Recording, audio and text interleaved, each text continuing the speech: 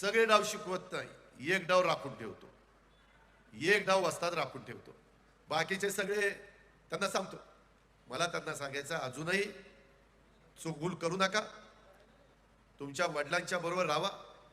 वडिलांचं जेवढं लेकीवर प्रेम असतं तेवढं प्रेम कुणीच लेकीवर करू शकत नाही. आणि असं असताना तुम्ही त्याच्यामध्ये कुठंतरी घरामध्ये फूट पाडण्याचा प्रयत्न करताय, हे बरोबर नाही. समाजाला हे आवडत नाही.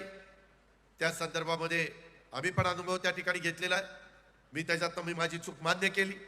आता मात्र माझं तुम्हाला सगळ्यांना सांगणं आहे, वस्तादनी एक डाव राखून ठेवलेला आहे. तो डाव दाखवायची वेळ येऊन देऊ नका.